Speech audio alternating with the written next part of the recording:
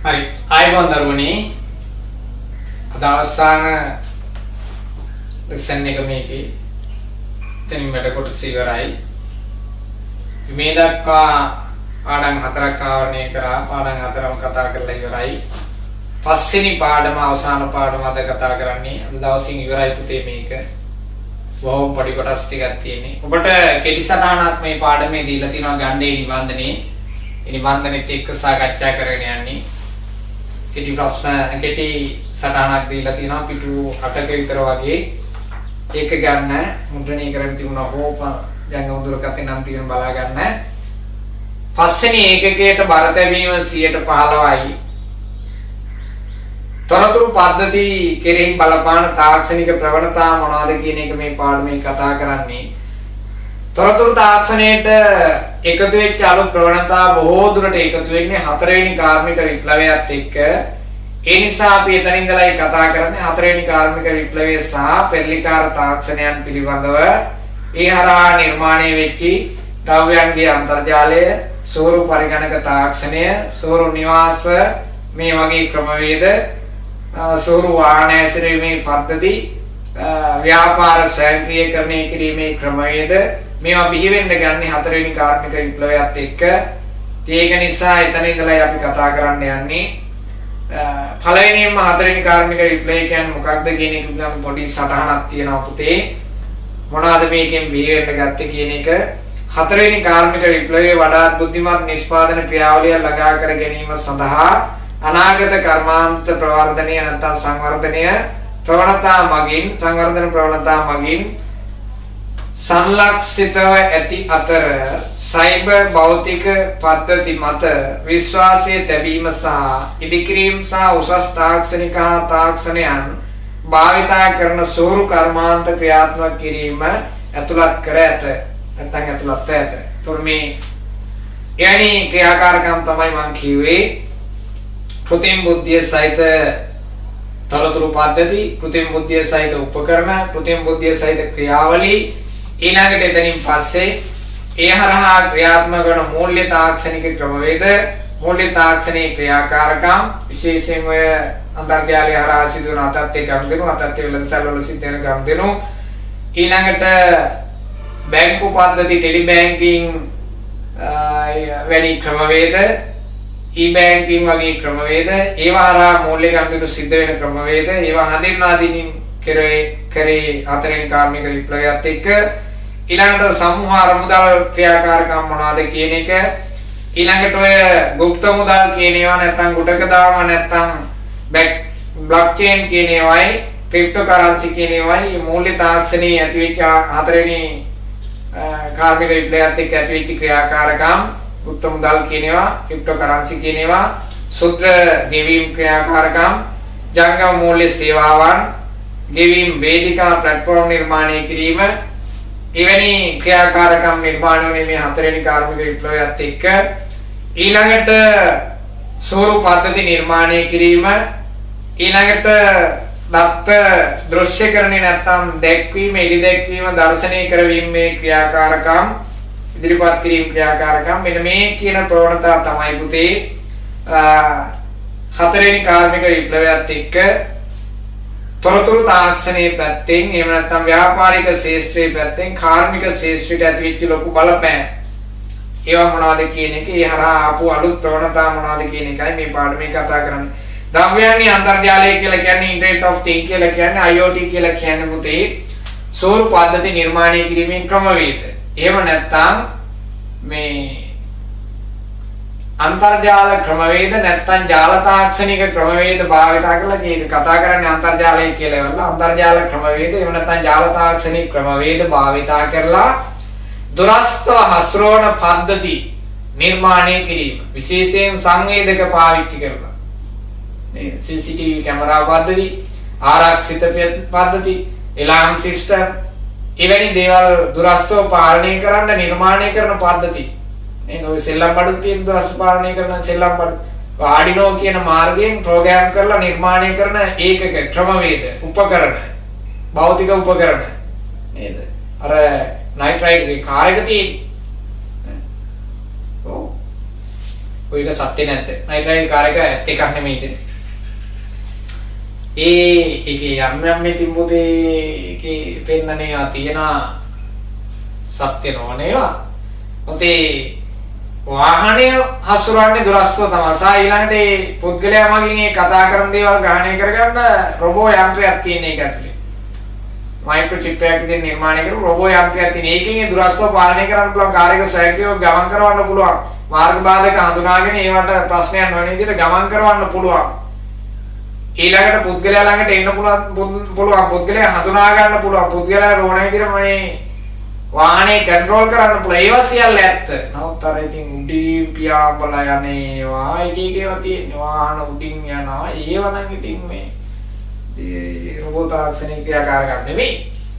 ඒ අනවශ්‍ය ඒවා තියෙනවා. ඒක නමුත් බොහෝ දුරට ඒක තියෙන්නේ සුහුරු වාහන හැසිරීමේ ක්‍රමවේදය. එවැනි ඒකක නිර්මාණය කිරීම තමයි එතකොට එලාම් සිස්ටම් එහෙම නැත්නම් සිකියුරිටි සිස්ටම් නිර්මාණය කිරීම, දුරස්ථව පාලනය කිරීමේ උපකරණ නිර්මාණය කිරීම, සංවේදක පාවිච්චි කිරීම, එවැනි පද්ධති ගොඩනැගීම තමයි ද්‍රව්‍යයන්ගේ අන්තර්ජාලය කියලා කියන්නේ. ද්‍රව්‍යයන්ගේ අන්තර්ජාලය සහ සේවාවන්ගේ අන්තර්ජාලය ඉන්ටර්නෙට් ඔෆ් සර්විස්. මේ සේවාවන් සැලකීම සඳහා දුරස්ථව සේවාවන් සැපයීමේ ක්‍රමවේදය. මූල්‍යමය ශේෂ්ත්‍රයේ බොහෝ දුරට තියෙන එවැනිම. ඉන්ටර්නෙට් ඔෆ් සර්විස් කියන එක. අන්තර්ජාලයේ සේවාවන්ගේ අන්තර්ජාලය කියන එක තමයි බොහෝ දුරට තියෙන්නේ. අන්තර්ජාලය හරහා මූල්‍ය ගණනය සිදු කිරීම, අතත්ත්ව වෙළඳකරණය සඳහා මූල්‍ය ගණනය සකස් කිරීමේ ක්‍රමයේදී වැනි සේවාවක්. හරි. සේවාවන්ගේ අන්තර්ජාලය වැනි නවහා නැගියන තාක්ෂණයන් වේගයෙන් අනුගමනය කිරීම හතරවන කාර්මික විප්ලවයේ නැගීමට හේතු වී තිබේ. හතරවන කාර්මික විප්ලවයේ ස්මාර්ට් කර්මාන්ත, උසස් නිෂ්පාදන හා කාර්මික අන්තර්ජාල කටයුතු හෝ කාර්මික කර්මාන්ත 4.01 නැත්නම් 4.0 ලෙස බොහෝ රටවල නම් කර සම්මත කර ඇත. මේ හතරවෙනි කාර්මික විප්ලවයත් එක්ක නිර්මාණය වෙච්ච නොයෙකුත් තාක්ෂණික ප්‍රවණතා ඔය කියන ක්‍රමවේද, සුරු තාක්ෂණ ක්‍රමවේද, iOS එකයි IoT එකයි ස්මාර්ට් කර්මාන්ත, මේවා හඳුන්වන කර්මාන්ත 4.0 කියලා. 4.4 විද්‍යුත් විලුම කියලා සලකනවා. හරි. එහෙම සලකනවා. එහෙම ක්‍රමවේදයක් නිර්මාණය කරන ව්‍යාපාරික ආයතන ඒකක විසින් ගොඩනගාගත්ත සංකල්පයක්. කර්මාන්ත 4 කියන අදහස. හරි.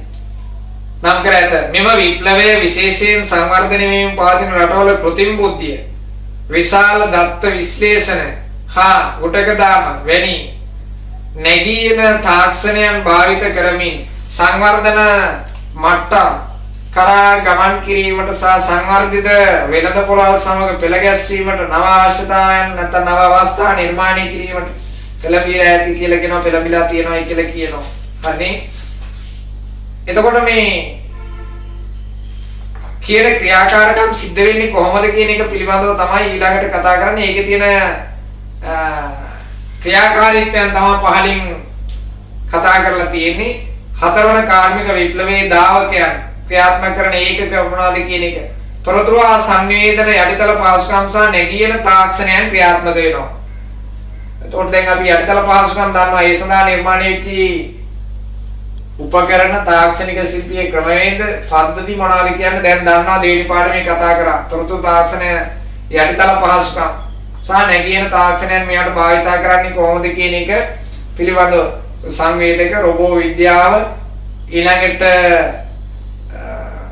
ස්වයංක්‍රීයකරණ ක්‍රමවේද, නිෂ්පාදන තාක්ෂණයට යොදා ගන්න අවස්ථා, ඊළඟට නිෂ්පාදන කාර්යක්ෂම කර ගැනීමට භාවිතා කරන අවස්ථා මේවා, ඊළඟට විශාල දත්ත පදනම් ක්‍රියාත්මක කරන අවස්ථා නැත්නම් big data කියනවා. විශාල දත්ත කියන ඒවා හසුරවන ආකාර, එවැනි වගේ වැඩ කරන විදිය ගැන තමයි මේ හතරවෙනි කාර්මික විප්ලවයේ එක පැත්තක් එක ඒකකයක් විදියට කතා කරා. බලාකුළු පරිගණනය, අන්තර්ජාල කටයුතු, සේවා අන්තර්ජාලය සහ බලශක්ති අන්තර්ජාලය වැනි තාක්ෂණයන් වැදගත් කාර්යභාරයක් ඉටු කරයි. රොබෝ විද්‍යාව, සංවේදක වැනි උසස් තොරතුරු සංවේදන තාක්ෂණ භාවිත කරයි. ආකලන නිෂ්පාදන වැනි උසස් නිෂ්පාදන භාවිත කරයි කාර්යක්ෂමතාවය සහ තීරණ ගැනීම සඳහා විශාල දත්ත යොදා ගැනීම සිදු කරයි. බිග් ඩේටා කියලා කියන්නේ විශාල තොරතුරු පද්ධති දත්ත විශාල ප්‍රමාණයක් අතට ඒ දත්ත පදනමක් කියන එක අදහස් තියෙන විශාල දත්ත ප්‍රමාණයක් කියන එක. බිග් ඩේටා කියලා සලකන්නේ විශාල දත්ත නැත්නම් මහා දත්ත නැත්නම් ඒවට කියනවා අභිදත්ත කියලා කියනවා. එහෙම අදහස් කරන්නේ පුතේ සාමාන්‍ය යෙදවීමක් මගින් හැසිරීමට නොහැකි දත්ත පදනම. දැන් ඔබට ඔෆිස් පැකේජ් එක තියෙනවා. Word, Excel, Access, PowerPoint. මේකේන මෘදුකාංග වලින් හසුරවන්න බැරි දත්ත පදනම. හඳුන්වනවා විශාල දත්ත පදනමක් නැත්නම් විශාල දත්ත කියලා නැත්නම් මහා දත්ත අභිදත්ත කියලා සැලකනවා. දැන් උදාහරණයක් විදිහට ආයතනයක තොරතුරු පද්ධතිය සමස්තය හසුරවන්න බෑ ඔෆිස් පැකේජ් එකේ තියෙන පාඩම් ටිකෙන් තනි වශයෙන්. ඒ නිසා ඒ සඳහා අවශ්‍යයි විශේෂිත මෘදුකාංග. අර පරිගණක භාෂා ක්‍රම ලේඛකයන් විසින් නිර්මාණය කරන ලද විශේෂ මෘදුකාංග අවශ්‍යයි. point of sale software එක. ඒව නැත්තම් මේ සමස්ත පද්ධතිය ආශ්‍රයන භාවිතා කරන database management system එක MySQL, SQL, Oracle වගේ ඒවා. ඒව නැත්තම් ප්‍රෝග්‍රෑම් එකක් කරා කවුරු හරි කෙනෙක් ලියපු සංකීර්ණ software එකක්. එවැනි එකක් අවශ්‍යයි. ඒවා හරහා තමයි විශාල දත්ත පදනම විශාල දත්ත ප්‍රමාණයක් සැකසුම් කරන්න සංස්කරණය කරන්න වෙන්නේ. එහෙනම් ආන්නේ කියන ඒකක තමයි විශාල දත්ත කියලා සලකන්නේ. ඒවා යොදා ගැනීම ඒවා ක්‍රියාත්මක කිරීම. ඊළඟට අධ්‍යාපනය සහ පුහුණුව එක පැත්තක්. තව මේ කාර්මික විප්ලවයේ තව පැත්තක්. දාවකයන් දාවණයන් කියලා කියන්නේ ඒවායේ ක්‍රියාත්මක වෙන ඒකක පැතිකඩයක්. අධ්‍යාපනය සහ පුහුණුව නේද? ඉහළ නිපුණතාවයන් ඉහළ ශ්‍රමිකයන් නිර්මාණය කිරීමේ හැකියාවක් තියෙනවනේ මේ. තාක්ෂණික දැනුමේ සන්නද්ධ වෙච්ච අලුත් දැනුම සහිත නිපුණතාවයේ සහිත පුහුණු කිරීම පුහුණු වීම සහිත පුහුණු ශ්‍රමිකයන් නිර්මාණය කිරීමේ හැකියාවක් තියෙනවා. ඉහළ නිපුණතාව සහිත ශ්‍රමිකයන් සඳහා ඉල්ලුම ඉහළ වේ. සංඛ්‍යාංකන පරිණාමණය හා නවෝත්පාදනයන් මගින් ඉල්ලා සිටින්නේ නිපුණ නවෝත්පාදන හා තාක්ෂණික දැනුමින් යුත් නව සේවක කොටසකි. නොපවතින ඊනියා අනාගත කුසලතා සංවර්ධනය කිරීම කෙරෙහි අවධානය යොමු කිරීමේ අවශ්‍යතාවය සඳහා මෙය හේතු වී ඇත. ඔය නිරන්තරයෙන් ක්‍රියාත්මක වෙන දැනුම නිපුණතාවයේ හඹා යාමේ ක්‍රමවේදය, කුසලතා සංවර්ධනය කිරීමේ ක්‍රමවේදය, අනාගත සැලසුම් සකස් කිරීමේ ක්‍රමවේදය, ඒවා සම්බන්ධ හඹා යාමේ ගතියක් තියෙනවා. මේ ධර්ම ඉක්‍රස් කරගන්න හඹා යන්නේ හැකියාවක් බොහෝ දුරට තියෙනවා. එවැනි ක්‍රමවේද අධ්‍යාපනයේ සහ පුහුණුව මගින් ඉෂ්ට කරනවා කියන ඒක කාර්මික විප්ලවයේ එක පැතිකඩයක් තියෙනවා.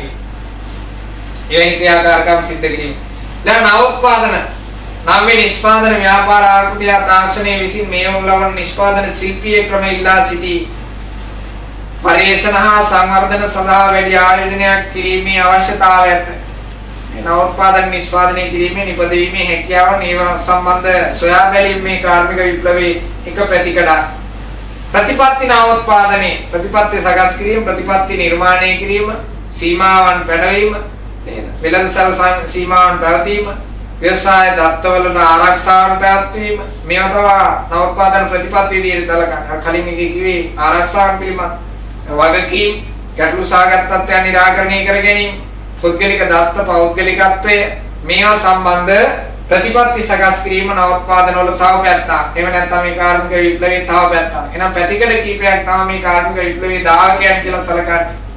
තොරතුරු තාක්ෂණය අධිසල පහසුකම් සහ ඒවට අවශ්‍ය තාක්ෂණයන් බිහි කිරීම, ඊළඟට අධ්‍යාපනයේ සහ පුහුණුව සැලසුම් කිරීම, ඊළඟට අලුත් නිෂ්පාදන නවෝත්පාදනයන් සඳහා සොයා බැලීම් කිරීම, ඒවා නිර්මාණය කිරීම, ඊළඟට ඒ නවෝත්පාදන සඳහා අලුත් ශිල්පීය තාක්ෂණික ක්‍රමවේද සඳහා නිෂ්පාදන සඳහා ප්‍රතිපත්ති සකස් කිරීම, ආරක්ෂාව වැනි විශේෂයෙන් ආරක්ෂාව කියන කාරණාව. සංඛ්‍යාංකන පරිවර්තනයට සහාය වීම සඳහා නවීකරණ ප්‍රතිපත්ති සහ නෛතික ප්‍රතිසංස්කරණ වැදගත් වේ. හතරවන කාර්මික විප්ලවයේ නවෝත්පාදනයන් වෙළඳ සීමාවන්, ව්‍යවසාය දත්තවල ආරක්ෂාව, වගකීම් ගැටලු සහ පුද්ගලික දත්ත පෞද්ගලිකත්වයේ වැනි නව අභියෝග ගෙනී විශාල වශයෙන් සංකීර්ණ සෝරු පරිසර පාලනය කිරීමේදී ප්‍රතිපත්ති වැදගත් කාර්යභාරයක් ඉෂ්ට කරයි. එවැනි අර කෘත්‍රිම බුද්ධිය සහිත පරිසරයක වැඩ කරනකොට ඒවා ක්‍රියාත්මක කරනකොට අනිවාර්යයෙන්ම ප්‍රතිපත්තිය ඕනේ, නීති රීති රෙගුලාසි ඕනේ. හතරවෙනි කාර්මික විප්ලවීය අභියෝග. මොනවාද අභියෝග? පරිගණක පද්ධති මේ තාක්ෂණික ක්‍රමවේදී එනවත් එක්ක තියෙනවනේ ප්‍රශ්නයක් රැකියා අහිමි වෙයි කියලා, රැකියා නැති වෙයි කියලා පරිගණක වලින් විශාල කාර්යභාරයක් සිද්ධ කරනකොට පුද්ගල රැකියා ප්‍රමාණය අවමයි කියලා තියෙනවන්නේ. මේ ප්‍රශ්නයක් තිබුණා. ඉස්සර තිබුණා 2002 2005 විතර වෙනකොට රැකියා නැතු යනවා කියලා. රැකියා කරන පුද්ගලයෝ ප්‍රමාණය අවම වෙනවා පරිගණක පද්ධති භාවිත කරන්න කියපුවා. පරිගණක වලින් විශාල ප්‍රමාණයක් කරන වැඩ කටයුතු කරනවා. ඒක නිසා රැකියා අහිමි වෙනවා කියන අදහසක් ආවා. හරි. නමුත් ඒ වුණාට ඒක එහෙමම නෙමෙයි. හේතුව ඒ ශේෂ්ත්‍රේ නැවත පොණේ මරා රැකියා බිහි වෙලා තියෙනවා. දෙක බලතුලනයකට ලක් වෙනවා. රැකියා අහිමි වෙනවා වගේම නව පැත්තකින් රැකියා උත්පාදනය වෙනවා. පරිගණක ශේෂ්ත්‍රේ විවිධ නිමවුම්කරුවෝ නිෂ්පාදනකරුවෝ නේ එස්ටෝ පබ්ලිෂ් වෙලා data entry operatorලා තත්ත්ව පරිගණක පද්ධති වලට ඇතුළත් කරනවා. තත් අසුරවා ඒක නිසා අලුත් රැකියා බිහි වෙනවා පුතේ. ඒ නිසා මේක බලතුලනයකට ලක් වෙනවා, බැලන්ස් වෙනවා. නමුත් ඉතින් එහෙම අභියෝගයක් තියෙනවා. ඉතින් රැකියා අහිමි මේ සමහර අයගේ දැනුම නැතුව රැකියා අහිමි වෙනවා. ඒවා ක්‍රියාත්මක කරන්න බැරුව නිපුණතා අභියෝගයක් තියෙනවා. යටිතල පහසුකම් අභියෝගයක් තියෙනවා. ඒවට අවශ්‍ය කරන උපකරණ ගන්න බැරුව, තාක්ෂණයන් ගන්න බැරුව, ඊළඟට ඒ වයින් අර කලින් පාඩමේ කතා කරා වගේ ආරක්ෂාව පිළිබඳ, පෞද්ගලිකත්වය පිළිබඳ අභියෝගයක් තියෙනවා. හතරවෙනි කාර්මික විප්ලවයේ අභියෝග මේ දැනගන්න ඕනේ. ඒවනම් රැකියා අහිමිවීමේ විභවතාවය, ඊළඟට නිපුණතා අභියෝග, යටිතල පහසුකම් අභියෝග, ඊළඟ ආරක්ෂාව සහ පෞද්ගලිකත්වය, මේවා තමයි හතරවෙනි කාර්මික විප්ලවයේ ඇති වෙන අභියෝග ප්‍රශ්න. යටුකාරී තත්ත්වයක් ජීවිත සාර්ථකව මුහුණ දෙන්න නවීන ක්‍රමවේද හොයන්න ඕනේ, හදා ගන්න ඕනේ, යොදා ගන්න ඕනේ, භාවිත කරන්න ඕනේ, හොයන්න ඕනේ, පෙළඹෙන්න ඕනේ. එමයයි. හරි. ඊළඟට කතා කරනවා මූල්‍ය තාක්ෂණය පිළිබඳ අවබෝධය. මේ හතරවෙනි විප්ලවයත් එක්ක, කාර්මික විප්ලවයත් එක්ක අලුත් සොයාගැනීම් සිද්ධ වෙනකොට අර කලින් කියපු දාවකයන් නැත්තම් පැතිකඩයන් හරහා ක්‍රියාත්මක වෙනකොට විශේෂයෙන් මූල්‍ය තාක්ෂණයේ වෙනස්කම් සිද්ධ වෙනවා. ඒ පිළිබඳ පොඩි සටහනක් තියෙනවා පුතේ. නව මූල්‍ය තාක්ෂණයන් ලෙස ණය හරපත් සහ ජංගම මුදල් වැනි ගෙවීම් තාක්ෂණයන් පාරිභෝගිකයන්ට ගෙවීම් කිරීමට සහ බැංකුවලින් අරමුදල් හොමාරු කිරීමට හැකියාව ලබා දෙයි. දැන් ඉතින් කවුරුවත් ලේසියකට බැංකුවකට ගිහිල්ලා වැඩ කරන්නේ නැහැ නේ. Online banking.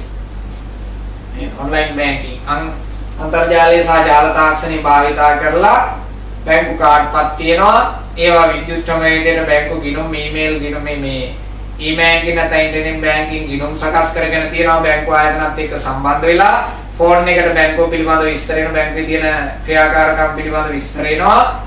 ගිණුම සක්‍රිය කරනවා, ගිණුම ක්‍රියාත්මක කරනවා, ගිණුමෙන් ගනුදෙනු කරනවා. ජංගම දුරකථනයේ හරහා ඉන්න තැනක ඕන තැනක ඉඳලා බැංකුවට යන්නම ඕනේ. ඒ හරහා යෙදුම් නිර්මාණය කරලා තියෙනවා.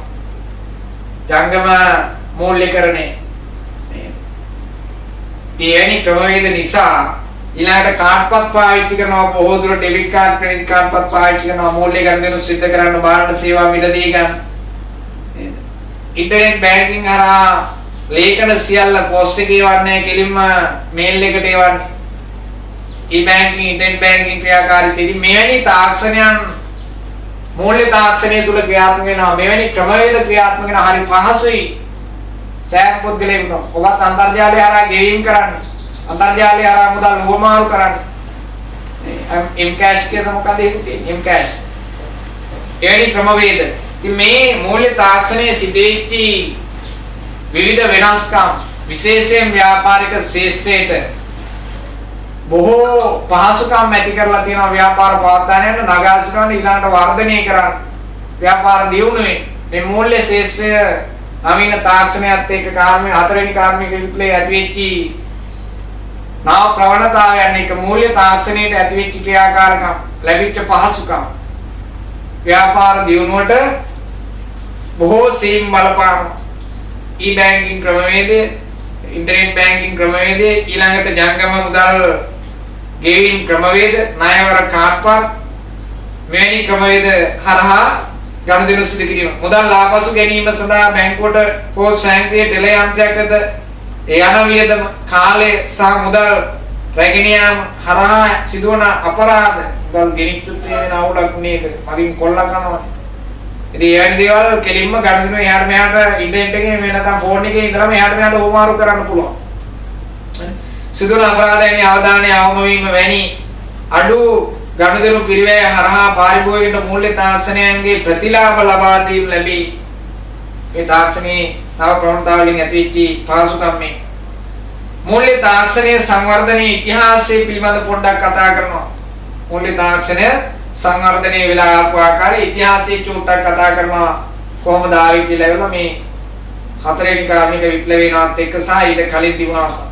මූල්‍ය තාක්ෂණය මුලින්ම ආරම්භ වූ අවස්ථාවල සැලකෙන්නේ ට්‍රාන්ස් ඇට්ලාන්ටික් සම්ප්‍රේෂණ කේබලය හරහා පළමුවෙනි සංවේදනයේ ලෙස 1957 අගෝස්තු 16 වන දිනයි ආරම්භය ලැබුණයි කියලා කියන්නේ. 1958 අවුරුදු 70කට විතර කලින්. පසුව මේ ටෙලෙක්ස් ක්‍රම සංවර්ධනය කිරීම හරහා මූල්‍ය සේවා වැඩි දියුණු කිරීම ඊළඟට මේන් ෆ්‍රේම් රාමුවේ තියෙන එහෙම නැත්නම් මහා පරිගණක කියන රාමුවේ තියෙන පරිගණක භාවිතා කරලා ආරම්භ කරන්න පටන් ගත්තයි කියලා කියනවා. ටෙලෙක්ස් ක්‍රමවේද සංවර්ධනය කරා කියලා කියනවා. මූල්‍ය සේවා වැඩි දියුණු කරා කියලා කියනවා. ආරම්භ වුණේ එතනින්. ඉතිහාසයේ මෙම යුගයේ මූල්‍ය තාක්ෂණය එක කියලා ඉවරලා ෆින්ටෙක් එක කියලා සැලකනවා. මූල්‍ය තාක්ෂණයේ පළවෙනි අවස්ථාව. මූල්‍ය තාක්ෂණය ක්‍රියාත්මක වෙන්න ගත්ත පළවෙනි අවස්ථාව කියලා කියනවා. ෆින්ටෙක් එක ලෙස සැලකයි. ඉන්පසු මේ ෆින්ටෙක් එක එහෙම නැත්නම් මූල්‍ය තාක්ෂණයේ 1.0 කියන අවස්ථාවෙන් ශිප් ක්‍රමවේදය ක්‍රියාත්මක වුණා කියලා කියන්නේ. මොකක්ද ශිප් ක්‍රමවේදය කියලා කියන්නේ? ඔය අන්තර්ජාතික වශයෙන් බැංකු ඒකරාශී කරගෙන එකට සහසම්බන්ධ කරා වර්ල්ඩ් වයිඩ් වෙබ් එක වගේ තමයි. www තියෙන ඒ වගේ තමයි. ශිප් එකෙන් කරන්නේ ලෝකේ තියෙන සියලුම බැංකු ඒකරාශී කරලා එකට සහසම්බන්ධ කරලා ජාලයක් බවට පත් කරලා ඉන්ටර්නෙට් බැංකින් ක්‍රමවේදය ඉන්ටර් බැංකින් ක්‍රමවේදය ක්‍රියාත්මක කරනවා. එතකොට එක එක බැංකු වලට දෙනවා ඒ ජාලය තුල හඳුනා ගන්න අංකයක් ෂිප් කෝඩ් එකක් තියෙනවා. අංකයක් තියෙන සෑම බැංකුවකටම තියෙනවා ෂිප් කෝඩ් එකක්. අන්තර්ජාතික වශයෙන් මේ බැංකුව පිළිගන්න ඒ අන්තර්ජාලය හරහා ගනුදෙනු කරන්න පුළුවන් ක්‍රමවේදයට සකස් කරපු බැංකු පද්ධතියට සම්බන්ධ වෙලා තියෙන බැංකු කියන අදහස. ඒ වෙනි බැංකු වලට දෙනවා ෂිප් කෝඩ් එක. හැම බැංකුවකටම තියෙනවා ලංකාවේ තියෙන මූල්‍යමය සමාගම් අරා ලියාපදිංචි වෙලා තියෙන මහා බැංකුව පිළිගන්න ආයතන සියල්ලෙම ෂිප් කෝඩ් එකක් තියෙනවා බැංකුව වල. ඒ ෂිප් කෝඩ් එක තමයි අන්තර්ජාතික වශයෙන් මුදල් උමාරු කරන්න භාවිතා කරන්නේ. ඒකේ දීර්ඝ නම ෂිප් කියන එකේ Society for Worldwide Interbank Financing කියන අදහස. Financing Telecommunication. ටිකක් තියෙනවා ටෙලිකමියුනිකේෂන්. ටෙලිකමියුනිකේෂන් බැංකින් සිස්ටම් එකේ එහෙම නැත්නම් ඉන්ටර්නෙට් බැංකින් ක්‍රමවේදය භාවිතා කරන ජාලයට සම්බන්ධ වෙලා තියෙනවා මේ ආයතනයේ කියන්න. ඒ ජාලය තුල මේ බැංකුව හඳුනා ගන්න පාවිච්චි කරන ෂිප් කෝඩ් එක. විශේෂයෙන්ම ඉන්ටර්නෙට් මනි ඊමනි ක්‍රියාත්මක කරන අවස්ථාවල බොහෝ දුරට ඔය බැංකු වල ෂිප් කෝඩ් එක තමයි පාවිච්චි කරන්නේ. බැංකු හරහා මුදල් ලබා ගන්න, බැංකු හරහා මුදල් ගෙවීම කරන්න අන්තර්ජාතික වශයෙන් විශේෂයෙන්ම ඔය අන්තර්ජාලීය මුදල් උපයන ක්‍රමවේදවලදී බොහෝ දුරට බැංකුවේ ෂිප් කෝඩ් එක තමයි පාවිච්චි කරන්නේ බැංකුවට මුදල් එවීම සඳහා. හරි. එතකොට එවැනි ක්‍රමවේද දියුණු කරන්න පටන් ගත්තයි කියලා කියනවා, හඳුන්ලා දෙන්න පටන් ගත්තයි කියලා කියනවා මූල්‍ය තාක්ෂණය එක කියන අවස්ථාවේ ෆින්ටෙක් 1 එකේ. right? ෂිප් ලෝකව්‍යාප්ත අන්තර් බැංකු මූල්‍ය විදුලි සංදේශ සංගමයේ සහ ස්වයංක්‍රීය ටෙලේ යන්ත්‍ර වැනි මූල්‍ය තාක්ෂණයන් ආරම්භ වී මූල්‍ය තාක්ෂණයන් 2.0 එහෙම නැත්නම් 2 කියන අදහස දෙකෙන් ඊට තාක්ෂණයන්ට අන්තර්ජාලය හා අන්තර්ජාල කටයුතු එහෙම නැත්නම් අන්තර්ජාල ද්‍රව්‍ය එකතු කරන්න පටන් ගත්තා කියලා කියනවා ෆින්ටෙක් දෙකෙන්. මූල්‍ය තාක්ෂණයේ 2 කියන ක්‍රමවේදයෙන් අර කලින් කියපු අන්තර්ජාල බැංකු සම්බන්ධ කටයුතු සිද්ධ කරන්න ගත්තයින් පස්සේ ඒකට අන්තර්ජාලය එකතු කරලා අන්තර්ජාලයේ තියෙන ප්‍රවණතාවය එක්රැස් කරන්න ගත්තයි කියලා කියනවා ෆින්ටෙක් දෙකෙන්. ඊට අදාළ උපකරණ නිර්මාණය කරන්න පටන් ගත්තයි කියලා කියනවා මෘදුකාංග නිර්මාණය කරන්න පටන් ගත්තයි කියලා කියනවා. ඊළඟ මූල්‍ය තාක්ෂණයේ විවිධ යෙදුම් තියෙනවා. එකක් සමූහ අරමුදල් ක්‍රමය. හරි. මොනවා සමූහ අරමුදල් කියලා කියන්නේ විවිධ ප්‍රභවයන්ගේ අරමුදල් එක්රැස් කර ගැනීම සමූහ අරමුදල්. තියෙනවනේ මේවනේ ආයතන වල තියෙනවා සමූහ අරමුදල් ක්‍රමය. සාංගමික වශයෙන් මුදල් එක්රැස් කර ගන්න ක්‍රමය. ව්‍යාපාර කටයුතු සිදු කිරීම සඳහා විවිධ ප්‍රභවයන්ගෙන් මුදල් අරමුදල් ලබා ගැනීම, බැංකු ණය ගැනීම, ලාභය, ව්‍යාපාර ප්‍රාග්ධනය, ප්‍රාග්ධන බලය පැවරීම, රජයේ අරමුදල්, කොටස් වෙළඳපොළ, ණය කර නිකුත් කිරීම, බැඳුම් කර නිකුත් කිරීම කියන කාරණා මගින් සමූහ අරමුදල් නිර්මාණය කර ගන්න පුළුවන්. මොකද සමූහ අරමුදල් ඕනේ යම් කිසි විදියකින් ව්‍යාපාරික ආයතනයක් ගොඩනගා ගන්න මූල්‍යමය ශක්තියක් නැත්නම් අන්න සමූහ අරමුදල් ක්‍රමයේදී ක්‍රියාත්මක කරන්න පුළුවන්. ව්‍යාපාරයක් ගොඩනගා ගන්න අවශ්‍ය කරන ප්‍රාග්ධනය එහෙම නැත්නම් අවශ්‍ය කරන මූල්‍යමය සම්පත නැත්නම් ඔය කියන සමූහ අරමුදල් ක්‍රමවේදයක් කරා මුදල් එක්රැස් කර ගන්න පුළුවන්. ණය ගන්න. එකක් සමූහ අරමුදල් ක්‍රමවේදය එකකම ණය ගන්නවා. එහෙම නැත්නම් ප්‍රාග්ධන ආයෝජන සියාස්දා එහෙම කරන ප්‍රාග්ධන ආයෝජනය කරනවා. ඊළඟට රජයෙන් අරමුදල් ලබා ගන්නවා. ඊළඟට සමාජ පරිත්‍යාග විදියට ගන්න අවස්ථා තියෙනවා. ඊළඟට ටැග් විදියට එහෙම නැත්නම් ප්‍රධාන විදියට දෙන අරමුදල් තියෙනවා. ණය විදියට ගන්න පුළුවන්. බැඳුම් කර මගින් ගන්නවා. ප්‍රශ්නක් තියෙන්නේ. කොටස් වෙළඳපොළ ආයෝජනයේ මගින් කොටස් වෙළඳපොළ මගින් ගන්නවා. මේ ක්‍රමවේද මගින් සමූහ අරමුදල් නිර්මාණය කර ගන්න පුළුවන්. හරි. සමහර අරමුදල් සැපීම තවත් එක් ක්‍රමයකදී ආයතන ව්‍යවසායකින් සහ ආරම්භකයින් සඳහා බහුපුද්ගල ආධාරකරුවන්ගෙන් හෝ ආයෝජකයින්ගෙන් මුදල් රැස් කිරීම සිදු කරයි. සමූහ අරමුදල් සැපීමේ ක්‍රම ලෙස පරිත්‍යාග, ත්‍යාග, ණයදීම් හා කොටස් සැපීම සැලකිය හැකිය.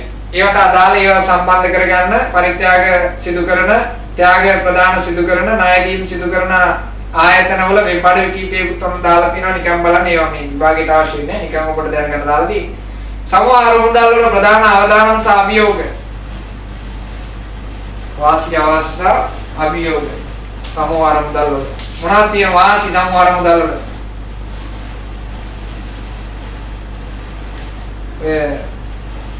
ගෙවීම් සඳහා ඒව නැත්තම් ත්‍යාගයන් සඳහා මුදල් එකතු කිරීමට ලාභ ක්‍රමයක් විදිහට මේක පාවිච්චි කරනවා. ලාභ ක්‍රමය. ගෙවීම් කරන්න ඊළඟට ත්‍යාගයන් එහෙම නැත්නම් ත්‍යාගී ක්‍රියාකාරකම් සිද්ධ කරන්න මුදල් එකතු කිරීමට ලාභදායී ක්‍රමයක් කියලා කියනවා. හරි ලේසි වැඩි සමූහ අරමුදල් නැත්නම් ගෙවීම් කරන්න කියපුවම තනි පුද්ගලයෙකුට සමස්ත විරියම දරන්න ඕනේ එකතු කරලා කරනවා සාමූහික අරමුදල. නේද? සම්මාදම් කරගෙන කරනවා. එහෙම එකක්. සමූහ අරමුදල් වාසි. ව්‍යවසායයන්ට සංස්කෘතියක් ඇති කිරීමට ආයෝජකයන් සහ ව්‍යවසායකයන් ගැළපීම සඳහා නව ක්‍රම ඉදිරිපත් කිරීම. ඉතින් මේවා නම් ඇතර සමූහ අරමුදල් වල ඉතින් වාසි අවාසි අවදානම් කියන එකක් නම් ඉතින් විභාගයට ඇහෙන එකක් නෑ දැන්. තව ඉස්සරහටින් පසු කාලිනයි මේ පාඩවල 115න් දායකත්වය තියෙන්නේ. ඇතර බලාපොරොත්තුවක් නෑ. ඒ ඉතර දේවල් හේ කියලා. හරි. සම්ප්‍රදායික පරිත්‍යාගශීලීන් සහ මූල්‍ය සංවිධාන ඉලක්ක කිරීමට පෙර අදහස් හා මැදිහත් වීම වළං කිරීමට ව්‍යාපෘති හිමිකරුවන්ට ඉඩ ලැබීම. තනි ආයෝජකයින්ට සහ පරිත්‍යාගශීලීන්ට සංකීර්ණ විදේශීය නෛතික රාමුවල සැරිසැරීමට උදව් වෙමින් ඔවුන්ට දැරිය හැකි මිලකට විදේශයන් ආයෝජනය කිරීමට ඉඩ සැලසීම. අවදානම් සාගතයයි සැලකෙන කුඩා ව්‍යාපාර ව්‍යාපෘති වලට මූල්‍ය අවදානම පුළුල් ආයෝජකයින් පිරිසක් සමග බෙදා හදා ගැනීමේ හැකියාව. කල් අඩු විනා ව්‍යවසායකින් සමග එක්කලා ආයෝජකයින් සමග එක්කලා මේ වැඩේ කරන්න පුළුවන්. එකතු වෙලා කරන්න පුළුවන් කියන එක අදහස් තියෙන්නේ. එතකොට මුදල් සම්පාදනය කරගන්න පුළුවන් වෙන්නේ අවසාන. ඊළඟ අවාසි ප්‍රදායි සංවේදන උපාය මාර්ගයක් සහ සමූහ අරමුදල් සැපීමේ ව්‍යාපාරයක් සැලසුම් කිරීම සඳහා අවශ්‍ය කාලය පිරිවැය සහ දැනුම නොමැති වීම. ඒක කාලයක් ගත වෙනවා දැනුම අඩුයි පිරිවැය කරන්නේ ටිකක් වැඩි කාරණා අවාසි. බුද්ධිමය දේපල අයිතිවාසිකම් හෝ ව්‍යාපාර උපාය මාර්ග ආරක්ෂා කිරීමේ හැකියාව අඩපණ කළ හැකි වාණිජ තොරතුරු අනාවරණය කිරීමේ අවශ්‍යතාවයක් ව්‍යාපෘති හිමිකරුවන්ට ඇති විය හැකිය. ජංගම තාක්ෂණය හා අන්තර්ජාල ප්‍රවේශයට ඇති බාධා ආධාරක නියාමන පරිසරයක් නොමැති ඒම නැත්නම් ඒකකම නියාමනය කරන්න තැනක් නැහැ ආධාර කරන්න තැනක් නැහැ ඒ වෙන දේවල් නොයෙකුත් ප්‍රශ්න ඇති වෙනවා ඒවා පුතේ විභාගයේ විතර ඇහි කියලා හිතන්න බෑ අවදානම් තියෙනවා සයිබර් ආරක්ෂණ උල්ලංඝනය වීමේ විපත්තාවේ වංචා අවදානම සමාජ හා පාරිසරික බලපෑම කෝයේ හා සම්බන්ධ අක්‍රමිකතා සත්‍යාපනය කිරීමට ඇති නොහැකියාව අක්‍රමිකතා හේතුවෙන් සමහර මුදල් වේදිකා බිඳවැටීමේ අවදානම අර මුදල් දායකයින්ට ප්‍රතිලාභ ලැබීමට අපොසත් වූත් එය සමාගමේ කීර්ති නාමයට බලපෑම් දෙනවා කියලා ඉන්නවා දෙන්නම් කියලා දෙනවා අර මුදල් සපයා ගන්න බැරි වුණා. ඒකට ඉතින් කීර්ති නාමයට බලපෑම්. ඊළඟට blockchain සහ cryptocurrency කියන්නේ මොනවද? bitcoin කියනවා cryptocurrency කියලා කියන්නේ গুপ্ত මුදල්. গুপ্ත මුදල් කියලා කියන්නේ bitcoin වගේ විශේෂයෙන් අන්තර්ජාලයේ තියෙන අය නේද? මුදල් දකින්න නැතුව අතත්ය එළන පුළුවන්. මුදල් දකින්න නැතුව මුදල් රෝවන coins නිර්මාණය කරලා coin එකට වටිනාකමක් දෙනවා මෙච්චරයි කියලා. ඒ coin භාවිතා කරලා නොයෙකුත් විදිහේ ක්‍රියාකාරකම් සිද්ධ කරන්න පුළුවන්. මුදල් හොමාරුවන් කරන්න පුළුවන්. ඊළඟට ක්‍රීඩා කරන්න පුළුවන් ක්‍රීඩා කටයුතු කරන්න පුළුවන් බොහෝ දුරට ඔය ඇප් දාගෙන එවැනි ක්‍රීඩා කරනවා ඉතින් කොයින් මෙච්චරක් එකතු කරගත්තා කියලා. ඒ කොයින් සමූහයක් ගත්තාම ඒ කොයින් සමූහයකට වටිනාකමක් දෙනවා මුදල් වලින් වටිනාකමක් දෙනවා ඩොලර් මෙච්චර. බිට්කොයින් කොයින් 1000ක් දුන්නොත් එවැනි එකක් ඩොලර් 0.1යි කියලා සලකනවා. මම දන්නේ මම නිකන් කිව්වේ ගාණ කිව්වේ. ඩොලර් දශම ගාණක් නැත්නම් ඩොලර් එකක් කියලා කියනවා. කොයින්ස් 1000ක් ගත්තොත් නැත්නම් 5000ක් ගත්තොත් කොයින් ලක්ෂයක් ගත්තොත් මේක සෙල්ලම් ක්‍රීමේ ක්‍රමයේද උත්තම දල් ක්‍රමයේද නේද? ඔබ ක්‍රීඩාවක් කරනවා ක්‍රීඩාවේ ඔබට ලැබෙන කොයින්ස් ටිකක් තියෙනවා මේ එක පසු කරගෙන යනකොට අවස්ථාන ක්‍රියාත්මක කරන ඇක්ටිව් කරගෙන යනකොට කොයින්ස් කොටසක් ඔබට දෙනවා. බිට්කොයින් කියලා කියනවා. මේවා යම්කිසි කොටසක් එකතු වුණාම ඔබට ඒකට ඩොලර් ගාණක් දෙනවා නැත්නම් සල්ලි කොටසක් දෙනවා. ඉතින් කොහෙන්ද ඔය දෙන්නේ නේද? මොකක්ද ඒක ව්‍යාපාරයක්. ඉතින් ඒවා තමයි අන්තර්ජාලයට බැදීම නිසා ඒ ව්‍යාපාර භාවිතා කරන එකේ නැත්නම් වීඩියෝ බල ඉන්නකොට ඔබේ ඩේටා කේම නිසා ඔබෙන් එකතු කරගන්න සල්ලි වලින් කොටසක් ඔබට දශම ගාණක් දෙනවා. එහෙමයි තියෙන්නේ. ඉතින් එහෙම මුදල් ඒක ක්‍රියාත්මක වෙනවා. ඒවා গুপ্ত මුදල් කියලා සලකනවා. එතකොට මෙවැනි ක්‍රමයේ මේ දෙකම එකට බැඳලා කියපු එකක් තියෙන්නේ. blockchain සහ cryptocurrency කියන එක. මෙම තාක්ෂණයන් දෙක එකිනෙකට සම්බන්ධ වී කොටක දාම යනු ක්‍රිප්ටෝ වෙළඳ පොලේ කොඳුනාරටිය වන බෙදා හරින ලද ලෙජර් තාක්ෂණයයි. blockchain කියලා කියන්නේ cryptocurrency සඳහා නිර්මාණය කරන වෙළඳ ව්‍යාපාරවල වෙළඳ ආයතනවල ලෙජර් ක්‍රමවේදේ බෙදා හරින ලද ලෙජර් කියලා තමයි ලෙජර් තාක්ෂණය කියලා තමයි හඳුන්වන්නේ සාමාන්‍යයෙන් මුදල් ක්‍රමවේදේ හසුරවන ක්‍රමය.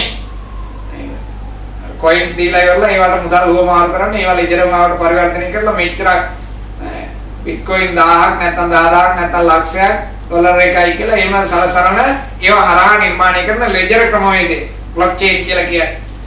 බෙදා හරින ලෙජර් තාක්ෂණයේ උපකුලකයක් ලෙසද හඳුන්වයි.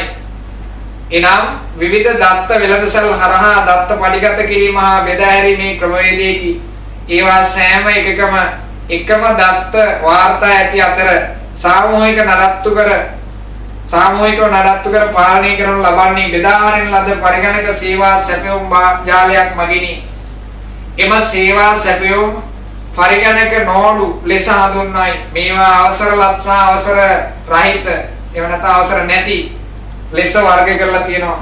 බොහෝ දුරට අහුවෙන්න එපා. ඔය ට්‍රේඩ් එකේ ගියාම ඔය බිට්කොයින් කියනවා බොහෝ දුරට ව්‍යාජීව තියෙන අවසර නැතිව තියෙන. ඒ නිසා ඔබ ගිහිල්ලා නිකන් පොරොට සෙල්ලම් කර ඉන්නවා. සල්ලි හම්බෙන්නේ නැහැ. ඔබට නිකන් අව්‍යාජ විනිමයක පෙන්නනවා ඩොලර් මෙච්චරක් තියෙනවායි කියලා. ඉන්ටර්නෙට් මානි වලත් බොහෝ දුරට තියෙනවා. ඔය YouTube වල එහෙම වීඩියෝ දාලා තියෙනවා බිට්කොයින් ක්‍රමවේද, ක්‍රිප්ටෝකරන්සි ක්‍රමවේද, গুপ্ত මුදල් සම්බන්ධ ක්‍රමවේද. සියදිසිය සාර්ථක වෙන්නේ මේ අවසර තියෙනවා නෙමෙයි හරියටම ගෙවීම් කරනවා නෙමෙයි. ඒ නිසා අහුවෙන්න එපා ඒවට. গুপ্ত මුදල් গুপ্ත තාක්ෂණය භාවිත කරන තාක්ෂණික වර්ධනයේකි. গুপ্ත ලේඛනකරණේ යනු තොරතුරු කියවිය නොහැකි ආකාරයෙන් গুপ্ত කේතනයක් ඔය තියෙන අසමමිති গুপ্ত කේතනයේ සමමිති গুপ্ত කේතනය කියලා ඒකවල උගන්වන්නේ. එක පැත්තකින් තොරතුරු යවනවා අතරමැදදී ඒක කේතනයකට පරිවර්තනය කරනවා කාටවත් හොයාගන්න බැරි වෙන්න කියවන්න බැරි වෙන්න තේරුම් ගන්න බැරි වෙන්න গুপ্ত කේතනය.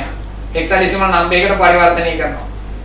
මගේ කියලා හැක් කරලා ගත්තත් හොයාගන්න බෑ. තොරතුර මොකක්ද කියලා හොයාගන්න බෑ. අවසාන ගමනාන්ත පරිගණකයෙන් ජාල තාක්ෂණය යන අවසාන උපකරණයට ගියාට පස්සේ එතනින් නැවත විකේතනය කරනවා.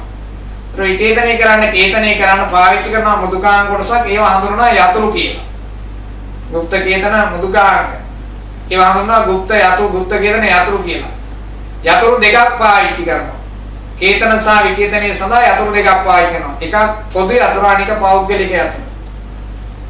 පොදුවේ භාවිතා කරන්න පුළුවන් යතුරක් යවන කෙනාගේ යතුරුමයි අනිත් පැත්තේ කෙනාටත් දෙන්නේ පොදු යතුරු කේතනේ ගුප්ත කේතනේ. තව සමහර අවස්ථාවල පාවිච්චි කරනවා පොදු යතුරු භාවිතා කරනවා විකේතනය කරන්න පෞද්ගලික යතුරු පාවිච්චි කරනවා. රහස්‍යයෙන් වෙන එකක් අය මෙහෙන් යවපු එකෙන් නෙමෙයි මේ අනිත් පැත්තෙන් පරිවර්තනය කරන්නේ. මේ පැත්තෙන් කේතනය කරන්න භාවිතා කරපු මුදුකාංගය නෙමෙයි අනිත් පැත්තෙන් විකේතනය කරන්න පාවිච්චි කරන්නේ. වෙනත් මුදුකාංගය. ඒවා දැනුවත් කරලා තියෙනවනේ තොරතුරු මාරු කරගන්න පුද්ගලයෝ දෙන්න අතර. ඒම යතුරු දෙක මාරු කරලා කේතන විකේතනය කරනවා නම් ඒවා හඳුනනවා අසම්මිතික ගුප්ත කේතනයක් කියලා. ඉතින් මේ වගේ මේ ගුප්ත මුදල් ක්‍රමයේදීත් එහෙම එකක් තියෙන්නේ. සල්ලි නෑ ඇත්තටම සල්ලි නෙමෙයි මේ වෙන මාර්ගයකින් වක්‍රාකාරයකින් මුදල් උපයන ක්‍රමයේද. ඒ වගේම පොඩි ලාභාංශයක් අනිත් පුද්ගලයන්ටත් දෙනවා. මේවා. හරි බිට්කොයින් කියන්නේ මේක. පරිවර්තනය කිරීමේ ආරක්ෂා කිරීමේ තාක්ෂණයයි යම් පුද්ගලයෙකුගේ රහස්‍ය අංකයක් භාවිතේ නැවතේ මුල්ලාකෘතියට පරිවර්තනය කළ හැකිය. බිට්කොයින් වැනි ක්‍රිප්ටෝ මුදල් මෙම තාක්ෂණය සඳහා හරහා සුරක්ෂිත වන්නේ පොදු හා පෞද්ගලික සංඛ්‍යාංකන යතුරු සුවිශේෂී පද්ධතියක් භාවිත කිරීමෙනි. ඒ අසම්මිතික ගුප්ත කේතනයේ ලෙස හඳුන්වයි. පෞද්ගලික සහ පොදු දෙපැත්තක් තියෙනවා. ඒවෙන් තමයි ආරක්ෂා කරන්නේ. පොදු යතුරු පාවිච්චි කරනවා නම් පෞද්ගලික යතුරු පාවිච්චි කරනවා නම් දෙකත් මේ ඒකේ ආරක්ෂිතභාවය අඩුයි. ඒවා හඳුන්වනවා සමමිතික ගුප්ත කේතනය කියලා. එකම යතුරෙන් නම් දෙපැත්තම කේතනයේ සහ විකේතනයේ කරන්නේ ඒවා හඳුන්වනවා සමමිතික ගුප්ත කේතනයක් කියලා එළවලුගේ උගන්වනවා ICT වල. හරිනේ? ඊළඟ ගෙවීම් වේදිකා අර ප්ලැට්ෆෝම් නිර්මාණය කරන ජංගම ක්‍රියාකාරීත්වය නේ. ඔය ක්‍රෙඩිට් කාඩ් වලින් ඩෙබිට් කාඩ් වලින් අන්තර්ජාලයෙන් පේමන්ට් ගේට් එකක් පේමන්ට් ද්වාරයක් නිර්මාණය කරනවා ඒවා ගෙවීම් වේදිකා. ජංගම සක්‍රියත්වයට අනුවර්තනය වීම වැනි ව්‍යාපාරික අංශයේ වේගවත් පරිවර්තනය තුළ ගෙවීම් ක්‍රමයේ නව යෝජනා ක්‍රමවලට අනුවර්තනය වීමේ අවශ්‍යතාවය ඇත. ඒ සඳහාද ඩිජිටල් උපාය මාර්ග සැලසුම් කිරීම හා ක්‍රියාත්මක කිරීම අවශ්‍ය වේ. ද්‍රව්‍යයන්ගේ අන්තර්ජාලය හරහා ගෙවීම් සිදු කිරීම මූල්‍ය ශේෂ්ත්‍රයේ තවත් පෙරලියක් ලෙස සැලකයි. ඉන්ටර්නෙට් ජාල සම්බන්ධතාවය හරහා විවිධ ශිල්පීය ක්‍රමයන් පාවිච්චි කරලා සංවේදක පාවිච්චි කරලා ජංගම වශයෙන් ගෙවීම් සිදු කරනවා. සූත්‍ර සහ ජංගම ගෙවීම් මොබයිල් and මයික්‍රෝ පේමන්ට් ජංගම සංනිවේදනයේ වර්ධනය සමග පුළුල් පරාසයක මූල්‍ය සේවාවන් හරහා සම්පූර්ණයෙන්ම නව පාරිභෝගික පදනමක් ආයතන වෙත ගෙන එන ලදී. ඒ ප්‍රතිඵලයක් ලෙස විවිධ ජංගම ගෙවීම් ක්‍රම වැඩි වන අතර ඒ ජංගම සක්‍රීය මූල්‍ය සේවා වන සූත්‍ර ගෙවීම් වලට මඟ පාදයි. ජංගම මූල්‍ය සේවාවන්ගේ වාසි කීපයක් තියෙනවා. ඔබ දන්නා ඒ වාසි අලුතෙන් කියන දෙයක් නෑ. ජංගම මූල්‍ය සේවාවන් වල වාසි ඒවා ටික බලා ගන්න ඕනේ. තැනක ඉඳලා ක්‍රියාත්මක කරන්න පුළුවන්. වාණිජමය කටයුතු සඳහා ක්‍රියාත්මක කරන්න පුළුවන්. නම්‍යශීලී භාවයක් තියෙනවා. ආරක්ෂිත භාවයක් තියෙනවා. මූල්‍ය සේවාවල වාසි ඊළඟට කාල වේලාව ඉදිරි කර ගන්නවා. කාර්යක්ෂමතාවය වැඩි කර ගන්නවා. නොයෙකුත් කාරණා මේ හරහා කියන්න පුළුවන්. ජංගම මූල්‍ය සේවාවල වාසි ඒවා ටික පොඩ්ඩක් පොයින්ට් වශයෙන් මම දාලා ටිකක් දීර්ඝ විස්තර ටිකක් තියෙන්නේ. ඊළඟට ද්‍රව්‍යයන්ගේ අන්තර්ජාලය කියන්නේ මොකක්ද කියන එක ඉස්සරලත් කියවා මම. IoT පරිසර පද්ධතියක් යන්ත්‍රසිත යන්ත්‍ර වලට M2M කියලා සලකනවා. යන්ත්‍රයෙන් යන්ත්‍රයට කියන උපාංග පිවිසුම් ద్వාර M2M සංවේදන තාක්ෂණයන් විශාල දත්ත බිග් ඩේටා සාමාන්‍ය යදොක් මගින් හසුරවන්න බැරිය. හරි. ක්‍රියාවලිය කළමනාකරණයේ IoT වේදිකාව පරිශීලක අතුරු මොනත සහ අවසානයේ සිට අවසානයේ දක්වා ආරක්ෂාව ආදී අංග ඇතුළත් වී දැන් ඔබට මෙතන තියෙන්නේ සංවේදක පාවිච්චි කරනවා තාක්ෂණික ශිල්පීය ක්‍රමයකට පාවිච්චි කරනවා. හඳුනා ගැනීමේ උපාංග හඳුනා ගැනීමේ පාවිච්චි කරනවා. මේවා පාවිච්චි කරලා ඩිවයිස් එකකින් ඩිවයිස් එකට උපාංගයෙන් උපාංගයට පද්ධතියෙන් පද්ධතියට යන්ත්‍රයෙන් යන්ත්‍රයට සංවේදන කටයුතු සිදු කරමින් තොරතුරු උවමාරු කර ගැනීමෙන් විවිධ ක්‍රියාවලි සිද්ධ කරනවා. එවැනි ක්‍රමවේද සඳහා භාවිතා කරන උපකරණ ඒ උපකරණ වලට අවශ්‍ය කරන මෘදුකාංග ද්‍රව්‍යයන්ගේ අන්තර්ජාලය කියලා සැලකනවා. හරි. බොහෝ දුරට මේ ප්‍රොටෝකෝල් එකක් පාවිච්චි කරනවා මෙවැනි ක්‍රියාදාමයන් සඳහා IP ඇඩ්‍රස් එකක් පාවිච්චි කරනවා. IP ලිපිනයක් IP පිවිසුම් ద్వාර පාවිච්චි කරනවා. එවැනි ක්‍රමවේද ප්‍රොටෝකෝල් හරහා තමයි මේ ජාල සම්බන්ධ කරලා තියෙන්නේ, මිශ්‍ර කරලා තියෙන්නේ.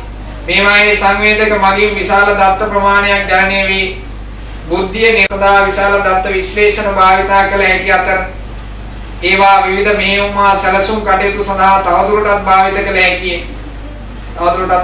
හැකියි. හරිනේ. විශාල දත්ත හා දෘශ්‍යකරණය කියන එක පිළිබඳව පොඩි කාරණා ටිකක් තියෙනවා. විශාල දත්ත කියන එක ඔබ දන්නවා දැන් සාමාන්‍ය පරිගණක වලින් අසුරන්න මේ සාමාන්‍ය යෙදවුම් වලින් අසුරන්න බැරිව big data කියලා සලකන. දෘශ්‍යකරණය කියලා කියන්නේ මේවා ඉදිරිපත් කිරීමේ ක්‍රමවේද. ඒක හඳුන්වනවා තොරතුරු චිත්‍රණය කියලා. ඉන්ෆෝග්‍රැෆික් කියලා සලකනවා දෘශ්‍යකරණය. ඉදිරිපත් කරන්න පුළුවන් ක්‍රමවේද මොනවාද? දෘශ්‍යකරණය ක්‍රියාත්මක කරන්න පුළුවන් ක්‍රමවේද. එකක් තොරතුරු අගමගින් ඉදිරිපත් කරන්න පුළුවන්. ඊළඟට ප්‍රවාහ රූප සටහන් ෆ්ලෝ charts මගින් ඉදිරිපත් කරන්න පුළුවන්.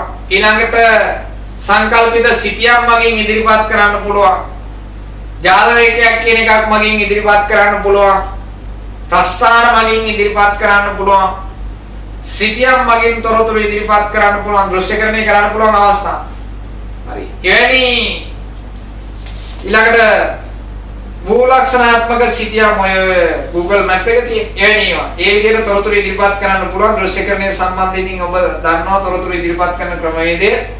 එතකොට මේ නවීන ක්‍රමවේද මේ Google Map ඒවා නොයෙකුත් තාක්ෂණ පාවිච්චි කරලා ඉතින් Google Map එක පාවිච්චි කරනවා මොකද අර ස්ථාන හොයා ගැනීමට හඳුනා ගැනීමට විශේෂයෙන් මේ ගමනාගමනේ ඔබස්ලා ඊළඟට පික්මීලා මේ ඊට පස්සේ ඔය වගේ තියෙන්නේ ගමනාගමන පාසුකම් සපයන ආයතන ඒවා විශේෂයෙන් එවැනි තාක්ෂණික ඇප් මෘදුකාංග පාවිච්චි කරනවා. දෘශ්‍යකරණය සඳහා භාවිතා කරන මෘදුකාංග. මූලක්ෂණාත්මක සිතියම්. ඉතින් ඒවා පාවිච්චි කරන බොහෝ දුරට ඒ ආයතන උප සමාගම් වගේ ඒවා ඉතින් ඔක්කොට මේ පාවිච්චි කරන මේ අනික් ක්‍රමයේද. හරි. ඊළඟට එතනින් පස්සේ විශාල දත්ත ජීවන චක්‍ර ඔස්සේ දත්ත දෘශ්‍යකරණය කරන ඔය ඉදිරිපත් කරන ක්‍රමයේද දත්ත එකතු කිරීම, පිරිසිදු කිරීම, ඒකාබද්ධ කිරීම, දෘශ්‍යකරණය, විශ්ලේෂණය කිරීම, ඉදිරිපත් කිරීම, බෙදා හැරීම කියන කාරණා හරහා තමයි දෘශ්‍යකරණය කරන්න පුළුවන්කම තියෙන්නේ. කෘත්‍රිම බුද්ධිය සහ තීරණ ගැනීමේ හැකියාව එහෙම නැත්නම් තීරණ ගැනීම සම්බන්ධව අලුත් ක්‍රමවේද නව ප්‍රවණතාවය ඇති එහෙම නැත්නම් අලුත් තාක්ෂණයන් යටතේ ඉදිරිපත් කරනවා. ඒ අර්ථය එකක් තමයි කෘත්‍රිම බුද්ධිය. කෘත්‍රිම බුද්ධිය කියලා කියන්නේ මිනිසාට සිතීමේ හැකියාවක් තියෙනවා.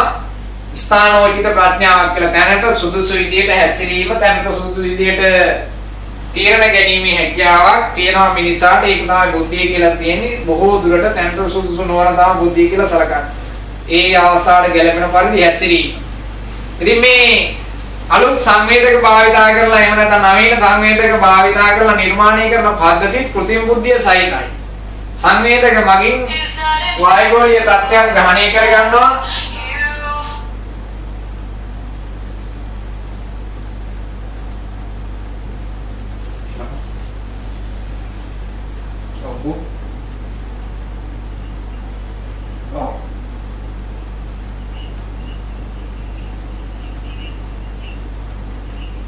චුට්ටක් දෙන්නේ ඒකේ ලෙසන් එක තමයි ඉන්නේ වීඩියෝ එකේ ඉන්නේ මම. පස්සේ පාඩමේ අවසාන කොටස තාම ගන්න 10කින් ඉවරයි. ඉතින් පස්සේ ගන්න නෑ. ඒ අවසාන ලෙසන් එකේ ඉන්නේ.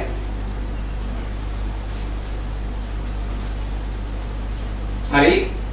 එතකොට මේ මම මේකත් කතා කරනවා IST එකේ සම්බන්ධව මොකද්ද මම පස්සේ කතා කරන්නේ. කෘත්‍රිම බුද්ධිය කියන්නේ ඒතකොට මේ තැන්ට සුදුසු නොවන යන්ත්‍ර වලට දින අවස්ථාව. සංවේදක පාවිච්චි කරලා බාහිර තත්ත්වයන් ග්‍රහණය කරගෙන ඊට ගැළපෙන විදියට පද්ධතිය මගින් විශේෂඥ පද්ධතිය නිපුණ පද්ධතිය මගින් තීරණ අරගෙන ඒ හරහා ක්‍රියාත්මක වෙන ඒකකයක් පද්ධතියක් යන්ත්‍ර සූත්‍රයක් කෘත්‍රිම බුද්ධිය සහිත යන්ත්‍රයක් කියලා සැලකනවා. AI device එකක් කියලා සැලකනවා. ඉතින් මේ ක්‍රමවේද ව්‍යාපාර වලට ප්‍රබල වශයෙන් වාසිදායක තත්ත්වයන් නැති කරනවා. දියුණුවට මඟ පාදනවා. ඊළඟට බලාකුළු පරිගණනය සහ ඉංජිනේරුකරණය දත්ත ගබඩා කරගන්න ආයතනවල පාසුකම් මදි වෙනවා සහ ආරක්ෂිත ක්‍රමයකට අනුගමනය කරනකොට විශේෂයෙන් බලාකුළු පරිගණනය භාවිතා කරන කර්මාන්ත 4 එහෙම නැත්නම් හතරවෙනි කාර්මික විප්ලවයෙන් පස්සේ ඇති වෙන නව ප්‍රවණතාවල විශේෂයෙන් කතා කරන බලාකුළු පරිගණනය ඊළඟට කාර්මික සයිබර් ආරක්ෂාව මේ ව්‍යාපාර පද්ධති වලට බලාකුළු පරිගණනය ක්‍රියාත්මක කරන අවස්ථාවේ දත්ත ගබඩා කරලා තියෙන තැන්පත් කරන්න දෘශ්‍යකරණයේ නොවිච්ච එහෙම නැත්නම් භෞතික වශයෙන් ඒකයක් නැති බලාකුළු පරිගණනය භාවිතා කරනකොට ඒවට ඇති වෙන නොයෙකුත් ප්‍රහාර අන්තර්ජාලය හරහා ඇති වෙන ප්‍රහාර ඒවයින් ආරක්ෂා කර ගැනීම පිළිබඳ කලින් පාඩමේ කතා කරපු ආරක්ෂිත ක්‍රමවේද සයිබර් ආරක්ෂිත ක්‍රමවේද පාවිච්චි කරන මේවා දියුණු කරනවා නිෂ්පාදන සහ ස්වයංක්‍රීයකරණ ප්‍රවණතා නිෂ්පාදන වැඩි දියුණු කරන්න රොබෝ තාක්ෂණي භාවිත කරනවා ත්‍රිමාණ මුද්‍රණයක පාවිච්චි කරනවා එවැනි අවස්ථා ඉතින් ඒවා නම් දැනගත්තර කමක් නැහැ නිෂ්පාදනයේට සහ ස්වයංක්‍රීයකරණයට නිර්මාණය කරපුවා රොබෝ යන්ත්‍ර කියන මිනිස්සුන්ට වඩා ලාභදායී වේගයෙන් සහ වඩා දක්ෂ නිර්මාණ සිදු කිරීමේ හැකියාව තියෙනවා නිෂ්පාදක භාණ්ඩ සහ ඉල්ලුම ඉහළ යාමේ හැකියාවක් තියෙනවා භාණ්ඩවල ඉහළ යාමේ හැකියාවක් තියෙනවා මේවා පාලනය කිරීමේ හැකියාවක් තියෙනවා ඊළඟට සම්පාදක වාහන ස්වයංක්‍රීයව ක්‍රියාත්මක කරන වාහන පද්ධති ඔය ට්‍රැෆික් කන්ට්‍රෝල් සිස්ටම් පාවිච්චි කරන මම අර කිව්වේ කවුද අරයාගේ මේ නයිට් රයිඩින් කාර් එක කැමරා පද්ධති පාවිච්චි කරනවා රේඩාර් පද්ධති අතිධ්වනි සංවේදක පාවිච්චි කරනවා ඊළඟට මධ්‍යම පරිගණක පාවිච්චි කරනවා මේවට. ඉතින් මේවා හරහා භූස්ථානගත කිරීමේ පද්ධති GPS ඒවා. ඉතින් මේවා තමයි සම්පාදක පද්ධති ඔය GPS නේ බොහෝ දුරට පාවිච්චි කරන්නේ අපිත් එහෙම තමයි ගමනක් යන්නේ ගියාපුව මාර්ගය හොයාගන්න GPS පාවිච්චි කරනවා. ඔය උගවගේ තාක්ෂණික ශිල්පීය ක්‍රමයේද ඇප් පාවිච්චි කරලා ඇප් හරහා පිටමිලා ඒගොල්ලෝ පාවිච්චි GPS තාක්ෂණي තමයි. ඒ හරහා තමයි ඒගොල්ලෝ මාර්ග සටහන් හොයාගන්නේ. vehicle සංකේතීකරණය කිරීම කරන්නේ. ඊළඟට සෝරු නිවාස සහ නගර සැලසුම් කිරීම. සෝරු නිවාස සහ නගර සැලසුම් කිරීම ස්මාර්ට් හවුස් ගෙදර සියලු දේවල් සංවේදක හරහා ක්‍රියාත්මක කරලා තියෙන්නේ. කොයි හරි ඈතක ඉඳලා කන්ට්‍රෝල් කරන්න පුළුවන්, හසුරවන්න පුළුවන්, දැනුවත් කරන්න පුළුවන්. ගෙදරට කවුරු හරි ගෙදර නැතිලා ආවොත් එහෙම ජංගම දුරකථනයේ මැසේජ් එනවා. සංවේදක හයි කරලා අර IoT device සම්බන්ධ කරලා ඒ මොහොතේ සංවේදක මගින් පණිවිඩ යවන ක්‍රමවේද දෘශ්‍යමාන කරගන්න ක්‍රමවේද භාවිතා කරනවා. ඒ හරහා නිවාස සෝරු නිවාස බවට පරිවර්තනය කරලා තියෙනවා. නගරමය තාක්ෂණي පාවිච්චි කරනවා. CCTV කැමරා පද්ධති දාලා මේකුත් විදියට මේ නගර නිර්මාණය කරනවා මේ ක්‍රමයට. හඳුනා ගැනීමක පොඩි සටහනක් තියෙනවා. ඉතින් ඒවා බලා ගන්න පුතේ. සෝරු නගර නිර්මාණය කළ හැකි අවස්ථා ගැන කතා කරනවා. ආරක්ෂක අවස්ථාවේදී සෞඛ්‍ය කළමනාකරණයේදී බල ශක්ති කළමනාකරණයේදී ජල කළමනාකරණයේදී අපද්‍රව්‍ය කළමනාකරණයේදී වැනි අවස්ථාවලදී ඒවට අනුගත වෙලා ඒවා හසුරවන්න සෝරු නගර නිර්මාණය කරන්න පුළුවන්. ඊළඟ අවසාන කොටස පුතේ විද්‍යුත් ඉගෙනුම් ජංගම ඉගෙනුම් සහ දැවැන්ත විවෘත මාර්ගගත වෙළඳ පොළවල්. විද්‍යුත් ඉගෙනුම් දන්නවා. ඊගෙනුම ඊළඟනි අන්තර්ජාලය හරහා ඉගෙන ගන්නවා. ඉලෙක්ට්‍රොනික උපකරණ පාවිච්චි කරලා පරිගණක යන්ත්‍ර ජංගම දුරකථනයේ පාවිච්චි කරලා වෙබ් අඩවි හරහා ඉගෙන ගන්නවා ඊළඟනි. ඊළඟට ජංගම ඉගෙනුම හැම තැනම ඉන්න ගමයි ওই විද්‍යුත් ඉගෙනුමේ එක කොටසක් තමයි. ඕනෑම තැනක ඉඳලා මොබයිල් ෆෝන් එක තියෙනවා. මොබයිල් ෆෝන් එකේ ඉන්ටර්නෙට් ගිහලා තොරතුරු බලනවා ඉගෙන ගන්නවා. විශේෂ කර්ම ඉම්ප්‍රෙස් කර ගන්නවා ඉගෙන ගන්න. ජංගම ඉගෙනුම මොබයිල් ෆෝන් එක ලැප්ටොප් එක ඊළඟට නෝට්බුක් පරිගණක ටැබ්ලට් PC එක මේවා පාවිච්චි කරලා ඕනෑ තැනක ඉඳලා අන්තර්ජාලයට පිවිසිලා ඉගෙනීම් කටයුතු කරනවා. ජංගම ඉගෙනීම කියලා සැලකනවා. ඊළඟට ඔය දැවැන්ත විවෘත මාර්ගගත පාඨමාලා කියලා කියන්නේ. හරි. ඉගෙන ගන්න තියෙන තවත් එක ක්‍රමයක් කියලා සලකනවා විශාල වශයෙන් පාඨමාලා නිර්මාණය කරලා මේ open source මේ බොහෝ දුරට මේ නොමිලේ සපයයි. අමිලේ සපයන්නේ. දැන් මේ දවස්වලත් මම අහගෙන තියෙනවා මේ WAT විභාගය සහ IT ඉංග්‍රීසි නොමිලේ පවත්වනවා රට පුරාම කියලා නොමිලේ උගන්වනවා කියලා මම දැක්ක එකක් ගහලා තියෙනවා පෝස්ට් එකක් ගහලා තියෙනවා. නේද? දවන්ත විවෘත මාර්ගගත පාඨමාලාදී මාර්ගගත වෙන්න ඕනේ. මාර්ගගත මම හිතා මේ දවස්වල උගන්වන්නේ එහෙම තමයි මාර්ගගත තමයි මේවදී. නොමිලේ කරන්නේ. මුදල් ණය කිරීමක් නේ. වාසි ඉතිනේ. දන්නේ කියන්නේ වාසිනේ කොහොම කරනවද කියන්නේ. මේ තවත් නවයි ගෙනුම් ක්‍රමයක් ලෙස සලකයි ලෝපුරා සිටින උනන්දුවක් දක්වන සිසුන්ට තම පරිගණකයේ ඉගෙනීමේ හෝ ඉගෙනුම් ද්‍රව්‍ය භාගත කර ගැනීම පැමිණීමේ විවෘතව බදවා ගැනීම සහ පාඨමාලාව සඳහා සහභාගී වීමේ ගාස්තු නොමැතිව සම්ප්‍රදායික මාර්ගගත පාඨමාලාවන් වෙන් කර ඇත. මේ බොහෝ දුරට දැනුවත් කිරීම සඳහා ඒවා තියෙන්නේ නැත්නම් ඉතින් සාමාන්‍ය පිළිවෙලක් දාන්න තුන එකක් නම් එහෙම තියෙන්නේ නැහැ නේ. ඒව නැහැ. ඒ ඔච්චරයි පුතේ කතා කරන්න තියෙන්නේ වෙන මොකුත් නැහැ. ඒ සම්බන්ධ පොඩි සටහනක් තියෙනවා. පස්වෙනි පාඩමේ වැදගත්යයි කියලා හිතෙන්නේ අර 10 15 ප්‍රවණතාවය තියෙන්නේ. හතරවෙනි කාර්මික විප්ලවයේ පෙරලියන් මොනවාද කියන එක ඊළඟට මුදල් තාක්ෂණය පිළිබඳ තියෙන කාරණා ටික දැනගත්තට කමක් නැහැ. මුදල් තාක්ෂණය ඇසුරීම ඔය ක්‍රිප්ටෝකරන්සි කියන ක්‍රමවේදය පිළිබඳව ඒවා දැනගත්තට කමක් නැහැ. ඊළඟට IoT කියන්නේ මොකක්ද කියන එක දැනගත්තට කමක් නැහැ. ඊළඟට කෘත්‍රිම බුද්ධිය හරහා ඔය වාහන ස්වයංක්‍රීයකරණය කරන සෝරු නගර සෝරු කර්මාන්ත නිර්මාණය කිරීම ඉගෙනුම කියන කාරණා ටික දල වශයෙන් කෙටියෙන් මතක තියාගත්තට කවන්නේ නැහැ. ඔය කොටස තමයි මේ පාඩමේ ඇහෙන්න පුළුවන්. ඔය කොටස තමයි මේ පාඩමේ ඇහෙන්න පුළුවන් පුතේ. එතකොට අපිට ලැබිච්ච කාල අපිට දීලා තිබුණු කාල සීමාවනුත් එක්ක පුතේ මට පුළුවන් උපරිමයෙන් මුල් කාලේ මට සහභාගී වෙන්න බැරි වුණා. ලොක්ඩවුන් වෙලා තිබිලා මොකද මේක ඔන්ලයින් උගන්වන්න බෑනේ. සෝමරා උගන්වීමක් නෙමෙයි තිබුණේ. මේ ආයතනයේ වීඩියෝ කරලා වීඩියෝ වෙබ් අඩවියක දක්වන ක්‍රමයක් තිබුණේ. ඉතින් ඒ නිසා මට ඉන්න බැරුව තිබුණා මුල් කාලේ ඔක්තෝබර් නොවැම්බර් කාලේ. ඊට පස්සේ මේට එන්න පුළුවන් කාලේ ඇවිල්ලා ඉවලා සම්බන්ධ වෙලා පුළුවන් උපර මේ වීඩියෝ කරා. ඒ අවස්ථාවලත් මට මතක ඇටි එක මාසයක් මේක දිගට කරන්න බැරි වුණා මේ ආයතනයේ නොයෙකුත් හේතු මත සහ ඒවට අවශ්‍ය කරන සම්පත් වල සහ අපේ සහභාගීත්වය මේ ඉන්න අය දෙගොල්ලෝ එකතු වීම මත ඉතින් පොඩි අඩුපාඩුකම් ටිකක් තිබුණා පුතේ. නමුත් ඔන්ලයින් ඉගෙනීමෙන් 100% සාර්ථක වෙයිද කියන්න දන්නේ නැහැ. ඔන්ලයින් අධ්‍යාපනයේ කොහොමදත් එහෙම සාර්ථක නැහැ කොතනවත්. යම් තාක් දුරට මම උත්සාහයක් දරුවා පුතේ මේ විෂය කරුණු ටික දෙන්න. ඉතින් මට හැකි උපරිමයෙන් මම කිව්වා. නමුත් අර සාමාන්‍ය පන්තියක් කරනවා වගේ නම් මට සැටිස් නෑ පුතේ.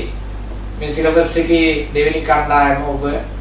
නමුත් පළවෙනි කණ්ඩායමට ඉගෙනුවා වගේ මම ගිය සැරේ පේපර් එකට ඉගෙනුවා වගේ සාර්ථකයි කියලා මම හිතන්නේ. හේතුව මට මේක ඔන්ලයින් කරන්න ඕනේ. ඒක නිසා මම ඒක සාර්ථකයි කියලා හිතන්නේ. නමුත් ඉතින් ඔබ උපරිමයෙන් උත්සාහ දරන්න මම ඒකයි විශේෂයෙන් ෂෝට් නෝට් එකක් දුන්නේ. මොකද මම කලින් අවුරුද්දේ ෂෝට් නෝට් දුන්නේ නැහැ. සාමාන්‍ය ඒවා ලියවලා මම මේවා කරේ. ඉතින් ඒක නිසා ෂෝට් නෝට් එකක් මම දීලා නැහැ කලින්. සටහන් ලියවලා කරේ. අපි මුලින් එහෙම තමයි කරේ. ඊට පස්සේ මම තීරණය කරේ මේ කාල වේලාවත් එක ෂෝට් නෝට් එකක් දෙන්න. මේම දෙයක් දීලා සැලසුම් කරේ පුතේ. හැකි උපරිමයෙන් ඔබට මේක දෙන්න. සටහන තියෙනවා පුතේ. ඒකේ අත්‍යවශ්‍ය කාරණා ටික විතරයි තියෙන්නේ. අනවශ්‍ය දේවල් නැහැ. ඒක නිසා ඒක කෙටි සටහනක් විදිහට පොඩ්ඩක් බලා ගන්න. තව දවස් දෙක තුනයි තියෙන්නේ. ඒක නිසා ඒක බලාගෙන මගේ ජංගම දුරකථනයේ අංකය දැනුත් එක්කෙනෙක් කෝල් කරා. තියෙනවා 0716යි 84යි 3094 මේ නම්බර් එකට ඕනෑම වෙලාවක විභාගය දක්වා ඔබ කතා කරන්න පුතේ. ඔබට තියෙන ප්‍රශ්න කතා කරලා දැනටත් 4-5 දිනක් chat කරනවා. අවශ්‍ය දේවල් ගන්නවා කතා කරනවා. ඔබත් මේ නම්බර් එකට WhatsApp Viber මොනවාද imo ඕන එක ඉන්නවා. ඒක නිසා ඒ ඕනෑම එකකින් ඔබ chat කරන්න කතා බහ කරන්න. ඔබට තියෙන ප්‍රශ්න මොනවාද කියන එක මේත් එක්කම ඔබට පේපර් සාකච්ඡා කරන්න වෙනවා. ඒක මම කියන්නේ මේක සාර්ථක මදි කියලා ඒවලා මට මේ ඔන්ලයින් ඉගෙනීමේ ක්‍රමවේදය සාර්ථක මදි. ඉතින් නමුත් ඔබ මේකෙන් අර කාල වේලාවත් එක්ක සමේ රටේ පවතින තත්ත්වෙත් එක්ක හැකි උපරිමයෙන් උත්සාහ කරන්න පුතේ මේකෙන් ලකුණු ගන්න. සහ ඊළඟට ඉදිරි දවස් දෙකේ ඔබට මොනවා හරි මේ සම්බන්ධ ප්‍රශ්නයක් තියෙනවා නම් දැන් මාකින් එකයි එක පේපර් එකයි තියෙන්නේ පේපර් එකයි දාලා තියෙන්නේ ඒවා ටිකක් බලලා ඔබට ඒකේ නොතේරෙන දැන් තියෙනවා නම් එවැනි ආස්ථාවක මට කතා කරන්න පුතේ මේ නම්බරයකට කතා කරලා මට කියන්න ප්‍රශ්න निराකරණය කරගන්න කිසි ගැටලුවක් නැහැ ඔබ කතා කරන්න මට සැටිස් මදි පුතේ මේ අධ්‍යාපන රටාව මේ කරපු වැඩේ නමුත් මට පුළුවන් උපරිමයෙන් මම දෙන්න උත්සාහ කරා දුන්නා කාල වේලාව සහ සහභාගීත්වයේ වෙන්න පුළුවන් උපරිම අවස්ථාවක් මම ඉදී කරා සිලබස් එක ආවරණය කරා අපිට ඉතින් අර සාමාන්‍ය පන්තියෙන් පැය 4 ගත කරලා මාස 4 කරා නම් ඔබට උපරිම වශයෙන් දායකත්වයේ දෙන්න තිබුණා. ඉතින් එවැනි දේවල් අඩු වුණා. ඉතින් නමුත් ඉතින් කරන්න දෙයක් නැහැ අපි දැනේ හැටියට දැනේ ගන්නවා. ඒක කරන්න දෙයක් නැහැ. මේ ක්‍රමයට තමයි යන්න උනේ. ඒ ක්‍රමයට ඉතින් ගියා පුතේ වෙන මොනවා කරන්නද ඉතින්. රයිට්. එහෙනම් මම පුතේ උතරින් නවතිනවා. මේ වීඩියෝ එකත් ඉවරයි. මෙතනින් පාඩම් ටිකත් ඉවරයි. මේ විෂය නිර්දේශයේ අවශ්‍ය කරන කොටස් ටිකට ඔබට දීලා තියෙන මේ ඩීටේල්ස් ටික බලන්න මොනවද තියෙනවද මට කතා කරන්න. අඩුපාඩුකම් තියෙනවනම් මට කියන්න. ඔබට විභාගයට සූදානම් වීම සඳහා පුළුවන් උපරිමයෙන් ලියන්න පුතේ මේ ලොකු දෙයක් බලාපොරොත්තු වෙන්නේ මේ විලාය කොරෝනා විලාය ඔන්ලයින් ඉගෙන ගන්න. ඒ නිසා ඒකට සුදුසු විදියට ඔබ ලියන්න පුළුවන් උපරිමයෙන් ලකුණු ගන්න උත්සාහයක් දරන්න. එනම් පුතේ ඔබට විභාගයේ පාස් වෙන්න හැකියාව ලැබේවා කියලා ප්‍රාර්ථනා කරනවා. හොඳ ලකුණක් ගන්න හැකියාව ලැබේවා කියලා ප්‍රාර්ථනා කරනවා. මොනවා හරි තව ප්‍රශ්න තියෙනවා නම් පුතේ මේ නම්බරයකට ඔබ කෝල් එකක් දෙන්න කතා කරන්න මේ ඉදිරි දවස් දෙක තුන. රයිට්. එහෙනම් පුතේ ආයුබෝවන් හැමෝටම තෙරුවන් සරණයි. විභාගය හොඳින් පාස් වෙන්න කියලා ප්‍රාර්ථනා කරනවා. රයිට්.